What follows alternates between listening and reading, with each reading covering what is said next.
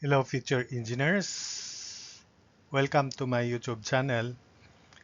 In this video, I would like to share my ideas, points of view on how to pass your board exam at least 95% sure.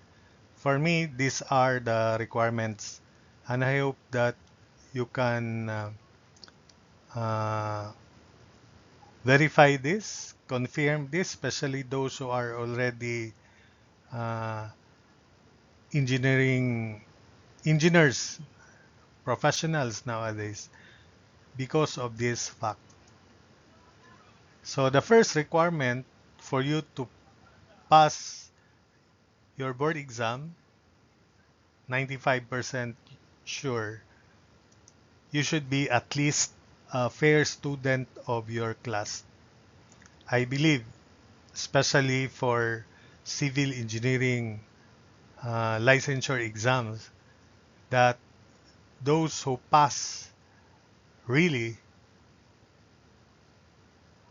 are at least 20% of the examinees, not for the other engineering board exams because the national passing percentage is higher.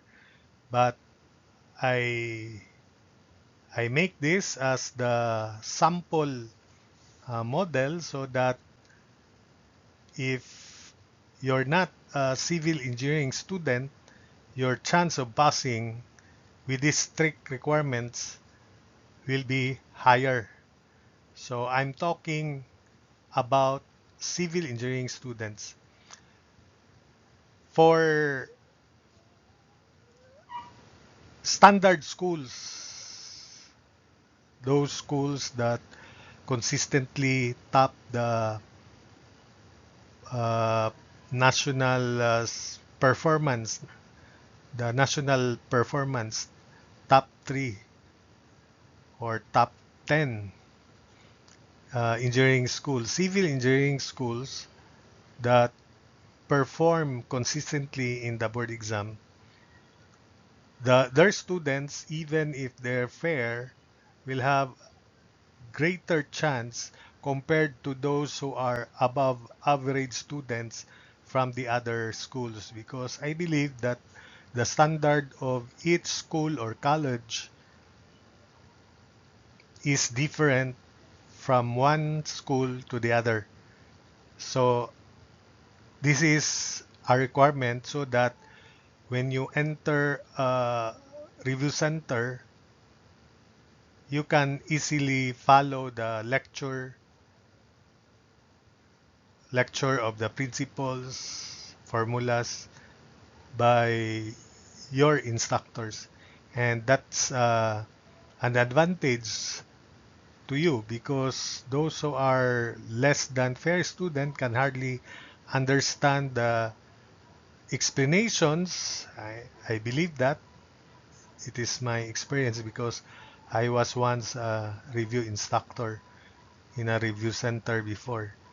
So you should be at least a fair student of your class so that the main purpose of this is so that you can follow the lecture of the instructors in a review center, and that's an advantage of your part. Unlike those who are below fair, there are many of them, especially for the new batches, there are many of them. Bright students are less than 1%. Those who are above average students are less than 1% nationally. So most of the students are in this uh, portion of the curve. So this is now the normal trend that fair students, 50% would be below fair and above 50% would be above that fair students. Next requirement is you should belong to the top 30% of the engineering students nationally. The national passing percentage, especially for civil engineering licensure exams, is just 30 or just more than 30%. So that's why I'm saying here 95% sure only, not 100%. So I'm just realistic of my prediction and of my analysis for creating these requirements. So if you belong to the top 30%, meaning if the national passing percentage is 35%, then you should fall to this group of civil engineering students, and definitely, hopefully, you will also pass the board exam, because I believe that uh, the real national passing percentage for civil engineer licensure exams is less than 20%. So more than 20% or up percentage greater than 20 up to the national passing percentage are just um, deliberated. We have deliberation. The panel of examiners rather will have to meet first for deliberation of the actual national passing percentage. Then I don't believe that the one that is published in the newspapers and in the internet is the actual passing percentage nationally.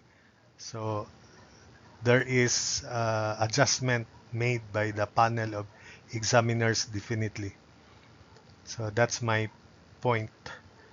Third, willing to be challenged analytically.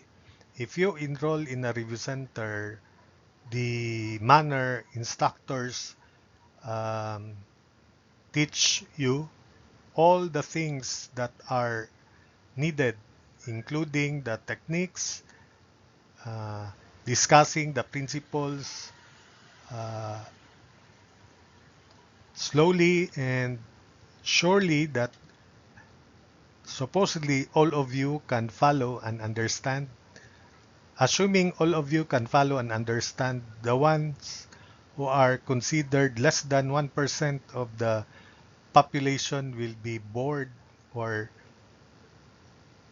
will be more knowledgeable, that because they already knew the principles, they need to proceed to challenging problems. So they will be bored with the type of questions in the board exams that are repetitive and they already knew the solutions. So they want more. They want to level up their status by solving or looking for uh, vloggers that discuss not only common problems, common questions in the board exam, but also the the challenging ones, the difficult ones. And their slope of progression will be very much greater than the slope of those who are fair and below fair students. So that's their advantage. So they will surely belong to the top 30%, and some of them will be the ones who will top the board exam. That is my point of view, and I think it's also correct. So their pacing of learning and mastering the concepts and principles will be faster and advanced than those who are belonging to the lower 50%. So that's why their chance of topping the board exam is very, very high. And if they will not top the board exam, they will surely fall to the top 30%. So meaning they will surely pass the board exam. So that's the advantage. So the remaining 70% will have to uh, compete with the remaining. For example, if the actual passing percentage is 20% and the national passing is 35%, so meaning to say the 15% that will be the adjusted increase in the reported national passing percentage will be competed by the remaining students, and those who will compete for that remaining 15% will have a greater chance grabbing a slot for that additional 15% if you are also willing to be challenged analytically. Unsatisfied with just understanding repetitive or common problems in the board exam, most students like and appreciate the bloggers, especially discussing common board exam problems that are very, very simple when repetitive or common problems in the board exam. Those who will surely pass the board exam will not be satisfied by those problems only.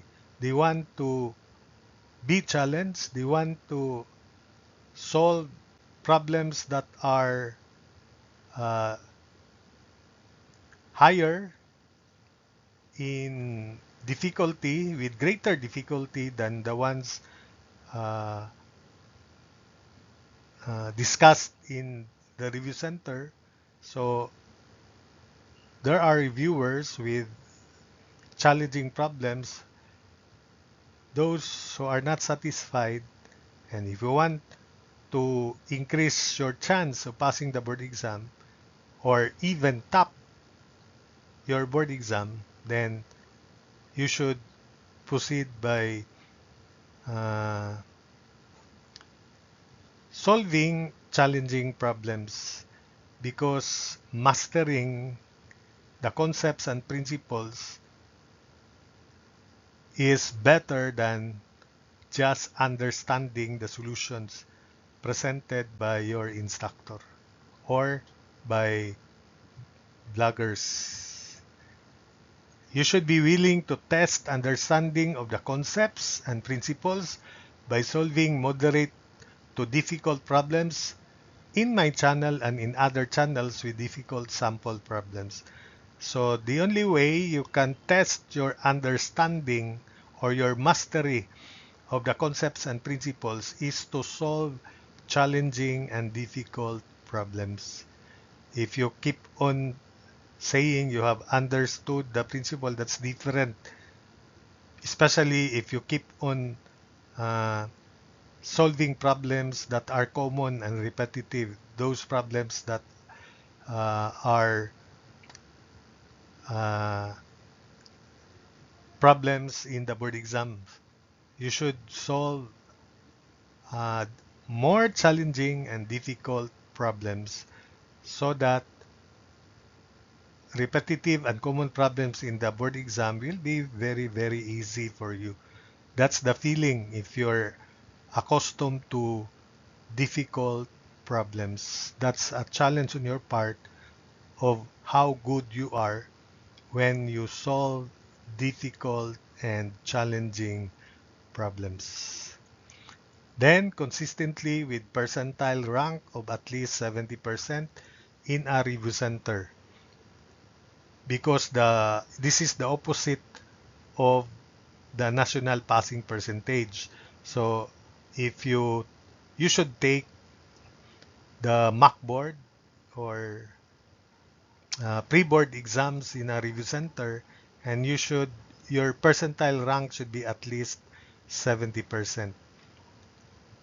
Or else, if your percentile rank is, let us say, consistently 60% and below, then you will definitely fail that board exam, especially if the national passing percentage is 35% or less. So that's the idea. And I hope that you will agree with this requirement. This is the most important requirement, this number 6 here, to surely pass the board exam. Your percentile rank should be at least 70%. Now, how about those who are not reviewing in a review center? You can have the feeling of passing the board exam if you're improving and you belong to the, let us say, if your school is not belonging to the top 3 high performing schools, but if in your batch at, you have at least 10 uh, classmates in your batch, then you should be top 1 or top 2 of your class. So that's the only way you can compare yourselves just among your classmates. But it's good if you review in a review center. And don't forget not to take the board exam when your percentile rank is consistently less than 70%. 65%, at least 65%, there's also a big chance of passing the board exam, but below that, I suggest that you will not take the board exam. Then lastly, for those who are not enrolling in a review center, this is what I'm saying. Watch other vloggers discussing topics in engineering that are important to your board exams. If you have no questions to the lecture and sample problem videos, it means that you have understood the principles and the solutions. For those who have still questions, there is a big possibility that you cannot pass your board exam because naturally when the lecture and sample problem videos are uploaded in YouTube, it means that the explanations will be the best explanation there, and viewers will have to just follow the explanations and the solutions. And if you still have questions, meaning you cannot still follow the explanations and solutions, it only means that you cannot pass the board exam. You take the board exam when you can easily follow the explanations and the solutions of vloggers, other vloggers especially, discussing topics in your respective board exams. So that's it for this video. I hope that this will uh, help those who are aspiring to take board exams, and I hope that I can be a good counselor, a good strategist in whether or not to take your board exams.